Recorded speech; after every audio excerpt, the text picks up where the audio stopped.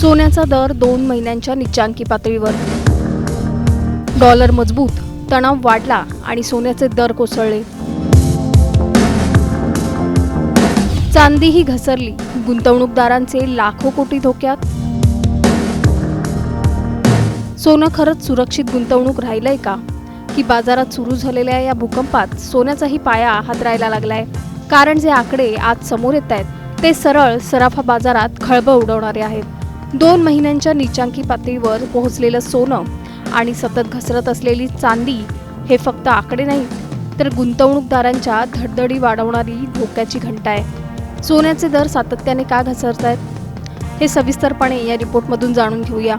त्यासाठी हा व्हिडिओ शेवटपर्यंत पहा आणि टाइम्स नाऊ मराठीला लाईक, फॉलो आणि सबस्क्राईब करा. सोने आणि चांदीच्या दरात आज मोठी आणि अनपेक्षित घसरण पाहायला मिळाली आहे. आंतरराष्ट्रीय बाजारात सोनं तब्बल 2 महिन्यांच्या निच्चांकी पातळीवर पोहोचलंय. बाजारात एकदम गोंधळाचं वातावरण तयार झालंय. सराफा बाजारातही याची थेट झळ बसताना दिसतेय. अमेरिका इराण तणाव वाढ, डॉलरची ताकद वाढणं आणि कच्च्या तेलाच्या किमतीत चढ उतार यामुळे जागतिक बाजारात मोठा दबाव निर्माण झालाय. या सगळ्याचा थेट परिणाम सोन्याच्या दरावर झाला असून गुंतवणूकदारांनी मोठ्या प्रमाणात सावध भूमिका घेतली आहे. पण फक्त सोनच नाही तर प्लॅटिनम आणि पॅलेडियमच्या किमतीही खाली आल्या आहेत. त्यामुळे एकूणच मौल्यवान धातूंच्या बाजारात मोठी अस्थिरता दिसतेय. भारतामध्ये IBGAच्या आकडेवारीनुसार 29 मे रोजी सकाळी 24 कॅरेट सोन्याचा दर 1,56,072 रुपये प्रति 10 ग्रॅम इतका नोंदवला गेलाय. 22 कॅरेट, 20 कॅरेट, 18 कॅरेट आणि 14 कॅरेट सोन्याच्या दरातही त्याच प्रमाणात घसरण दिसून आली आहे. महाराष्ट्रातील मुंबई, पुणे, नागपूर, कोल्हापूर, जळगाव, सांगली आणि बारामती या सर्व प्रमुख शहरांमध्ये सोन्याचा दर जवळपास समानच राहिलाय.